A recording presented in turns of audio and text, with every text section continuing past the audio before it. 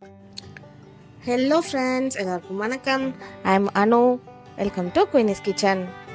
நாம் இன்னைக்கு சூப்பரான ரொம்ப ஹெல்த்தியான ஒரு லஞ்ச் ரெசிபி தாங்க பார்க்க போகிறோம். அரைக்கீரை பொரியல் எப்படி பக்குவமாக ருசியாக செய்கிறதுன்னு பார்க்கலாம். அதுக்கு முன்னாடி குயினிஸ் கிச்சனை சப்ஸ்கிரைப் பண்ணிடுங்க. தேவையான இன்க்ரீடியன்ட்ஸ்: அரைக்கீரையை நல்லா பொடியாக நறுக்கி வச்சுக்கோங்க. வரமிளகாய் 2 எடுத்துக்கிறேன்.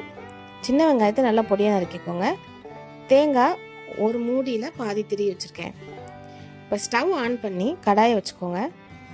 கடாய் நல்லா காஞ்சதுக்கப்புறமா கடலெண்ணெய் சேர்த்துக்கலாம். எண்ணெய் நல்லா காஞ்சதும் கடுகு சேர்த்துக்கோங்க. அடுத்து உளுந்து சேர்த்துக்கலாம். உளுந்து செவந்ததுக்கு அப்புறமா சீரகம் சேர்த்துக்கலாம்.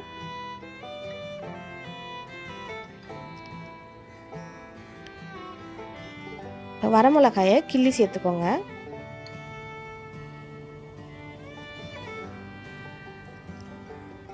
பொடி பொடியாக நறுக்குன சின்ன வெங்காயத்தை சேர்த்துக்கோங்க. இதை நல்லா மிக்ஸ் பண்ணி விடுங்க.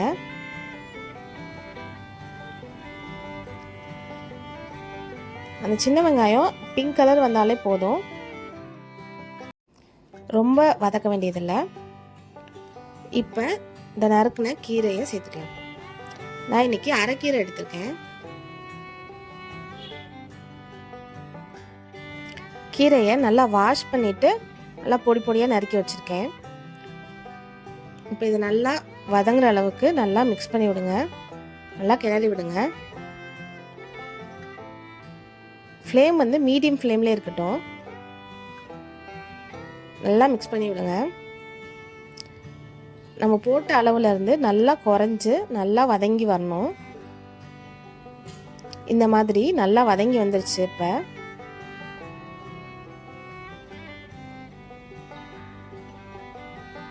நல்லா எல்லா சைடும் நல்லா மிக்ஸ் பண்ணி விடுங்க.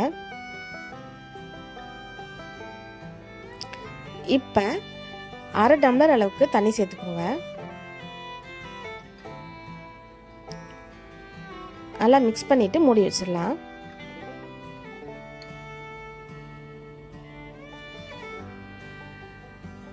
ஃப்ளேம் இப்போ சிம்மில் இருக்கட்டும். அது நல்லா வேகணும். ஒரு 3 மினிட்ஸ்லேயே அது வெந்துடும்.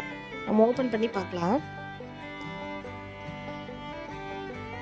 இது எப்படி நம்ம வெந்துருச்சுன்னு தெரிஞ்சுக்கலாம் அப்படின்னா, அதில் ஒரு தண்டு எடுத்து நசுக்கி பாருங்கள்.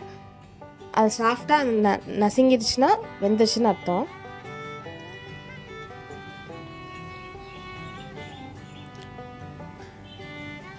இது மாதிரி வெந்ததுக்கு அப்புறமா உப்பு சேர்த்துக்கலாம்.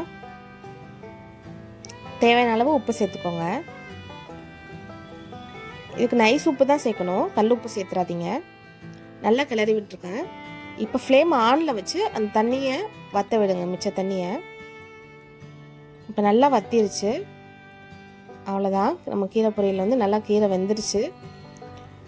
இப்போ ஃப்ளேம் ஆஃப் பண்ணிவிட்டு தேங்காய் துருவலை சேர்த்துக்கலாம். அந்த தேங்காய் போடாமே நம்ம சாப்பிட்லாம். பட் தேங்காய் போட்டோன்னா இன்னும் நம்மளுக்கு டேஸ்ட் என்ஹான்ஸ் பண்ணி கொடுக்கும். அந்த கீரையோட கலரும் மாறாமல் இருக்கும்.